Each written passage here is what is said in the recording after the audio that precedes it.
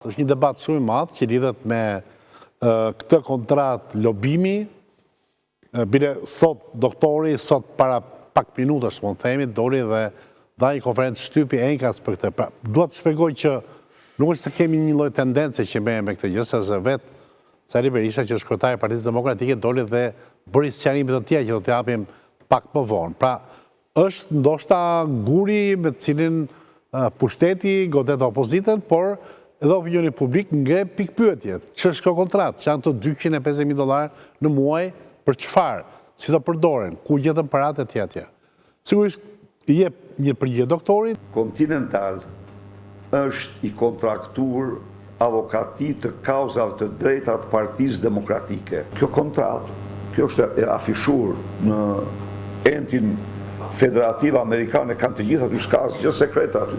Janë patriotë shqiptarë që kanë krijuar një fondacion. Ka firmosur zotin Luka. Po, çfarë ka firmosur? Pranon shërbimin ka firmosur. Po jo palë kontraktuese. Në rastin me zotin Krista Sivita, ne jemi palë kontraktuese si PD. Në rastin tjetër, palë kontraktuese është fondacioni. Partia Demokratike nuk ka dhënë asnjë qindar.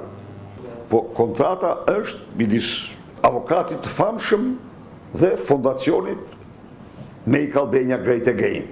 Fondacioni më i ri Make Albania Great Again ka për një fond, po themi, patriotik në Shtetet Bashkuara të Amerikës, ku presupozohet që çdo amerikan o shqiptar i cili i rreth zemra djathtas, pra është me doktorin, dikush 100, dikush 200, dikush 500, hedhin para aty dhe krijojnë një fond, paktën kështu e tha doktori, sepse Partia Demokratike nuk merr përsipër asnjë qindar për këtë gjë, nuk ka para për ta paguar. Pra se thuash, pikpyetja që ne shtruam nëse ku do gjenden këto para dhe si mund të ketë Partia Demokratike kaq shumë para për t'i paguar për një lobim, doktori përgjigjet se jo, do jenë shqiptar-amerikan.